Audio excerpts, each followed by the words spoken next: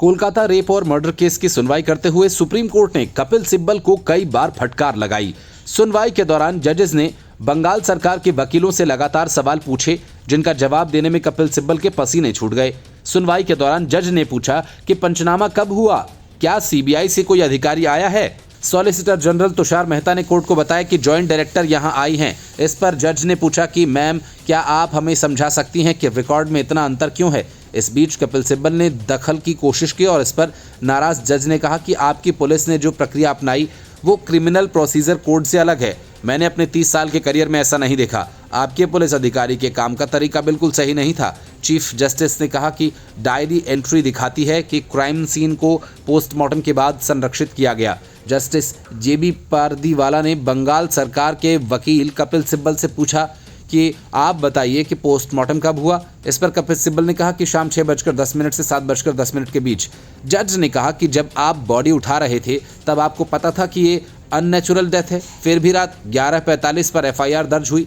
ये हैरान करने वाली बात है कि एफआईआर पोस्टमार्टम के बाद दर्ज हुई है। इस पर सिब्बल ने कहा कि मेरी जानकारी में अननेचुरल डेथ भी 1:45 पर दोपहर में दर्ज हुई।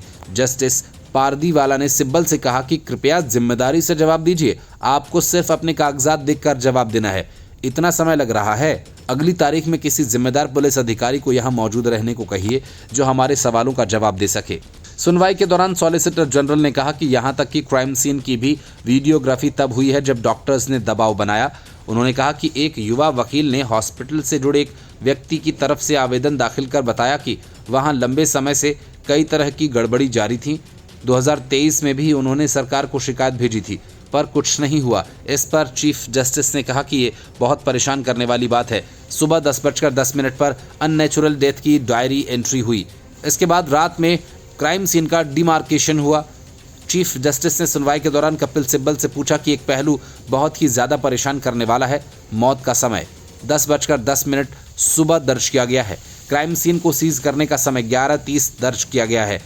तब तक क्या हो रहा था। स्टेटस रिपोर्ट पढ़ने के बाद चीफ जस्टिस ने कहा कि आरोपी को लगी चोट की मेडिकल रिपोर्ट कहां है। इस पर बंगाल सरकार के वकील कपिल सिब्बल ने कहा कि ये हिस्सा केस डायरी का है। चीफ जस्टिस ने पूछा कि आरोपी का मेडिकल एग्जामिनेशन हुआ है। सॉलिसिटर जनरल ने बताया कि हमें ये नहीं मिला है। हम घटना के 5वें दिन जांच में आए, उससे पहले पुलिस ने जांच की। इस पर वकील कपिल सिब्बल ने कहा कि हमने केस डायरी दी है, रिकॉर्ड में देखा जा सकता है, पूरा टाइमलाइन भी दिया गया है।